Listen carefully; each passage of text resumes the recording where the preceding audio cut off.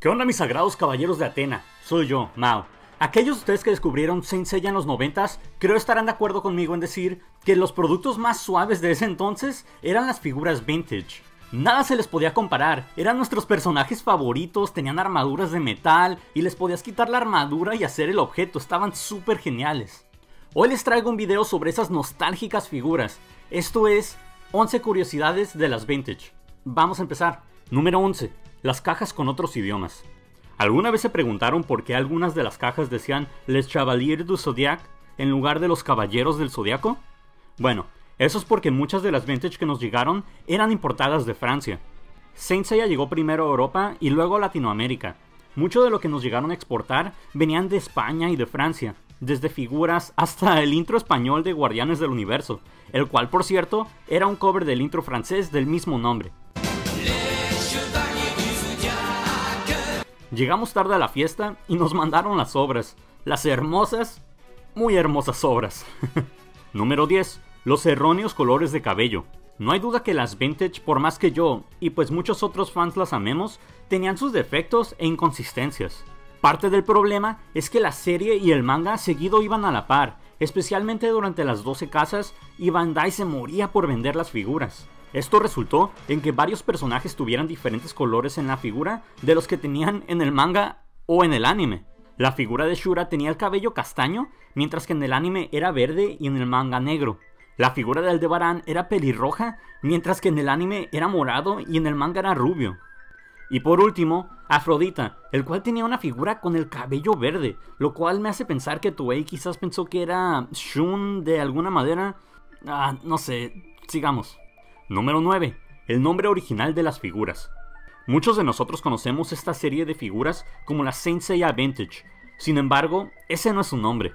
El nombre oficial de estas figuras es la Saint Cloth Series, aunque la verdad yo prefiero llamarlas las Vintage. Número 8. Las figuras exclusivas de Japón. No es ningún secreto que ambos, la saga de Asgard y la saga de Poseidón, nunca llegaron a ser tan populares como lo fue las 12 casas, y las figuras lo reflejaban. Muchas de las últimas figuras solo salieron en Japón.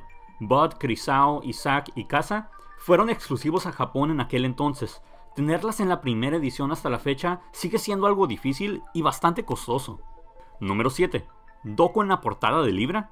En el manga original se nos mostró la versión joven de Doko hasta la saga de Hades, pero en el anime se nos dio un vistazo en la saga de Asgard. Esa versión de Asgard es la que se usó en la primera portada de la Vintage de Libra. El problema es que esa versión de Doko no se parece en nada al canónico. La segunda edición de la caja arregló, se podría decir, la portada e hizo una versión misteriosa del Caballero de Libra. El verdadero Doko nunca salió en ninguna versión de las Vintage. Número 6. Los mailings de Japón. Cuando salieron las Vintage en Japón, las cajas venían con cupones que podías cortar y mandar a Bandai por la oportunidad de ganar figuras edición limitada. Hoy en día es muy común encontrar figuras primera edición que tienen esa parte de la caja cortada. Algunas de las figuras que se podían conseguir eran los Caballeros Negros, la armadura de Odín y el Patriarca Arles. Número 5. Diseños de Piscis y Capricornio. Afrodita y Shura fueron los únicos dorados en darse a conocer ambos en el manga y en el anime. Por lo tanto, el diseño no estaba terminado cuando se empezaron a hacer las figuras. La confusa historia del diseño de esos dos personajes fue una pesadilla para ambos Toei y para Bandai. Cuando salieron sus figuras, Shura tenía el casco del anime, pero las sombreras del manga, y Afrodita tenía el cuello y hombreras usando los primeros dibujos de Piscis, o sea, el más tosco. Número 4. La portada del dragón marino. Es muy conocida la historia de que Kurumada no sabía si hacer a Saga de doble personalidad o si darle un gemelo, y también que al final le dio ambos. En el caso de la primera edición de Dragón Marino, tenía en la portada lo que parecía ser la versión maligna de Saga, pero portando la escama. Ese tipo de confusiones eran muy comunes en ese entonces, y después en la segunda edición ya cambiaron la portada a ser canon usando la escama. Número 3. El renacimiento de las Vintage. El último Vintage que salió fue Isaac de Kraken en 1988, y por 15 años Saint Seiya siguió en los corazones de muchos, pero era una franquicia dormida. No fue hasta la saga de Hades en el 2003 que Saint Seiya fue inyectado con la adrenalina que ocupaba y regresó a la fama casi al mismo nivel que durante las 12 casas.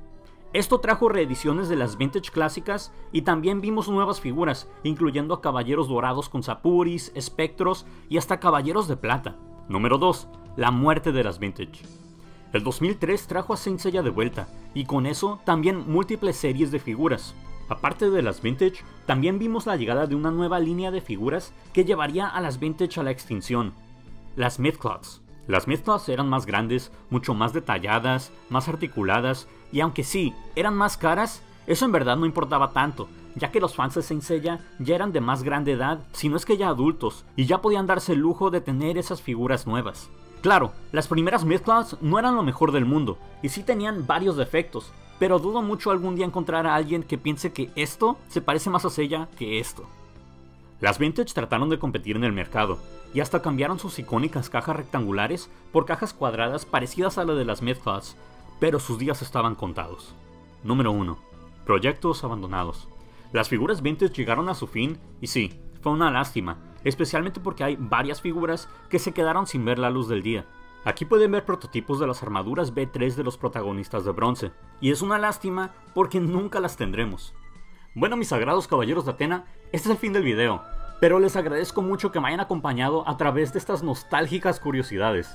Si les gustó el video, quieren ver más como esto, o simplemente quieren apoyarme y verse bien buena onda, pueden dejarme un like y suscribirse y yo lo apreciaría bastante. Espero tengan un excelente día, sigan haciendo arder su cosmos y ahí nos vemos. Bye.